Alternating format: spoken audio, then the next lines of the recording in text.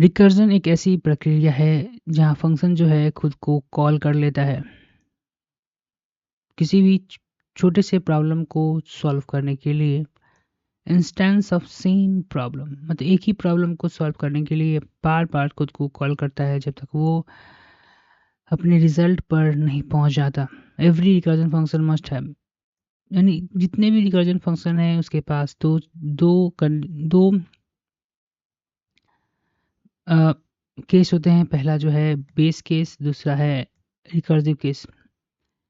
Case condition under which a condition under which the recursion stops। Base base case दिखाता है दोस्तों कि किस तरह से एक ऐसा कंडीशन हम डिफाइन करते हैं जहाँ रिकर्जन है आपस में क्या करता है। ऐसा कंडीशन हम डिफाइन करते हैं जहाँ रिकर्सिव फंक्शन जो है वो खुद को स्टॉप कर ले। Recursive the condition where function call itself. ये ऐसा कंडीशन होता है, केस होता है जहाँ पर फंक्शन जो है खुद को कॉल कर लेता है। फैक्टोरियल रिकर्सिव फंक्शन, एक फैक्टोरियल निकालते हैं। किस तरह से हम निकाल सकते हैं रिकर्सिव फंक्शंस की मदद से। The factorial of number is a product of all the positive integer less than या equal to that number.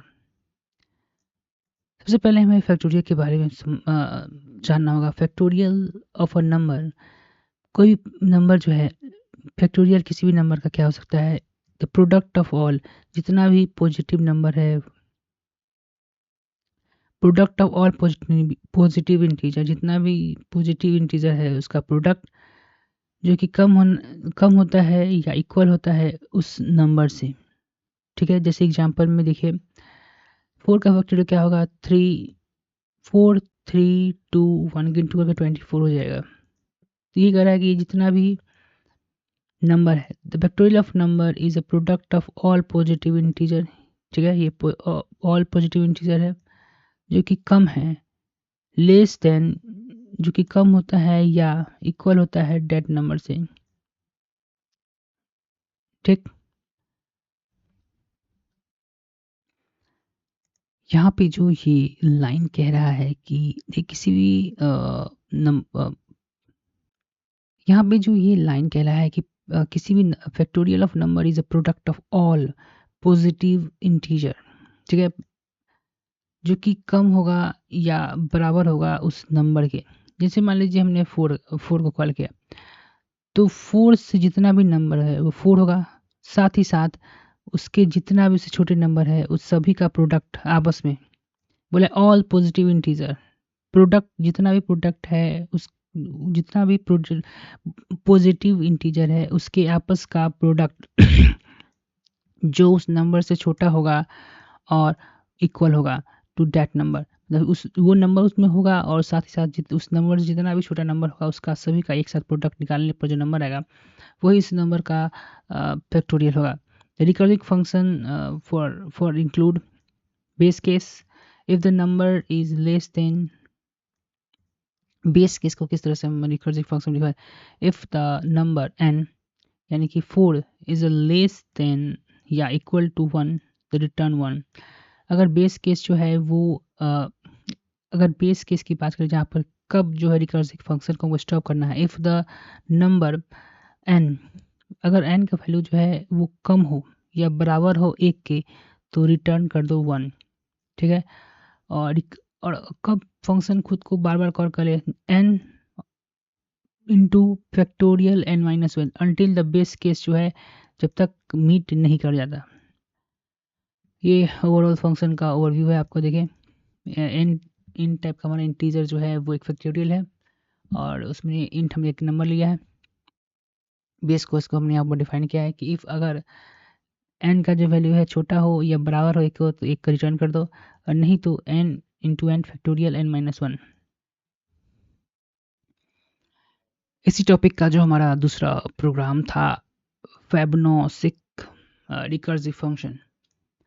The Fibonacci sequence in the series where each number is a sum of two preceding ones, यानी कि आगे वाला, typically starting with the 1 and 1।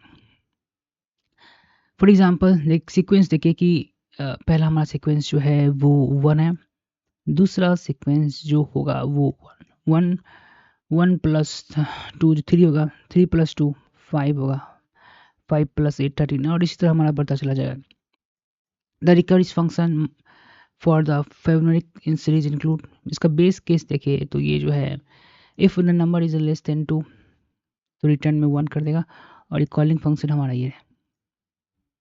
तो calling function किस तरह किया जाएगा, अब तुम देखोगे यहाँ पर दोस्तों कि हम फैक्टोरियल की बात कर चुके हैं, अब हम यहाँ पर फैबोनॉटिक सीरीज की बात करें तो फैबोनॉटिक सीरीज में आप समझ चुके हैं अपने आगे वाला, जैसे कि 1 है तो 1 प्लस 1 3 होगा, फिर 3 और 2 को जोड़ेंगे तो 5 होगा, इस तरह का हमारा चलता है फैबोनॉटिक सीरीज। तो हम 4 का छोटा एग्जाम्पल लेते हैं ताकि उसको हैंडल करना आसान हो, ठीक। तो हम 4 का, तो पहले तो ये यहाँ इसमें फैक्टोरियल का भी प्रोग्राम ऐड है, तो फैक्टोरियल का भी प्रोग्राम ये शो करेगा, ठीक है। एंटर मारते हैं, हमने कि 1 मिनट रन द प्रोग्राम, फिर से हम करते हैं, और 4 है, I think the server yes 4 and press the enter. ये देख 5 आया, तो 5 कैसे आया है आइए हम देखते हैं यहाँ पे। ये आंसर जो है आपको दिख रहा है यहाँ पे 5, okay. Today yes answer is 5, how, ये आंसर जो है 5 है। फॉर्मूला की बात करें तो तुमने देखा होगा कि f यहाँ पे n-1 था, प्लस यहाँ पे भी लिखा था, मान लेना n-2 था, सही है, और इधर था रिटर्न, ठीक।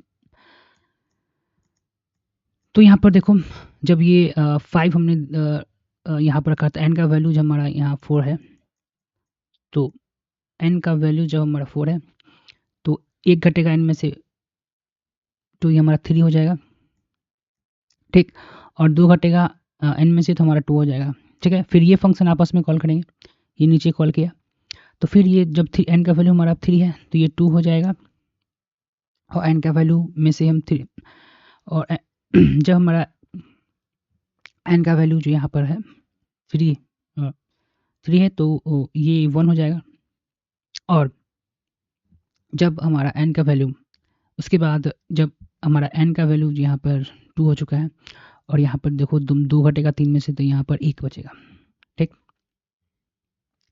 तो 1 के बाद हमारा जो फंक्शन है कॉल नहीं हुआ क्योंकि बेस कंडीशन हमारा 1 है, आगे हम देखते हैं रिटर्न करेगा किस तरह से, लेकिन ये जो 2 वाला है वो आपस में कॉल करेगा।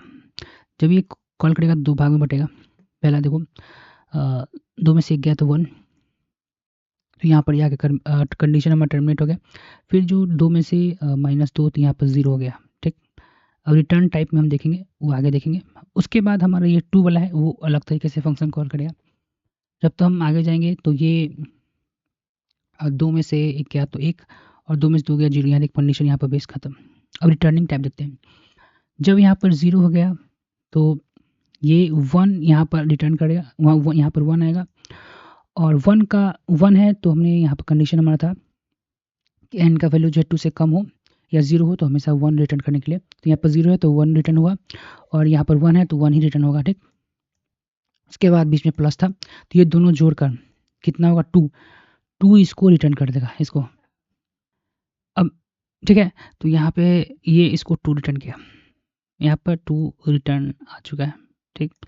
ये हमारा फंक्शन 1 था तो ये 1 ही रिटर्न करेगा आपस 1, तो यहाँ पर देखना 1 ये वाला 2 और ये वाला 2 इसका, और ये वाला 1 इसका 3, अब ये फंक्शन ऊपर 3 भेजेगा, यहाँ पर 3 आ गया जो इसका है, ये 2 था, ये नीचे गया तो 1 आया तो 1 का रिटर्न 1, और 0 का रिटर्न भी 1, तो 1 + 1 2 इसको रिटर्न करेगा, और फिर ये 3 + 2 रिटर्न दोनों को जोड़कर रिटर्न 5, यानी कि 5 हमारा आंसर आ जाएगा।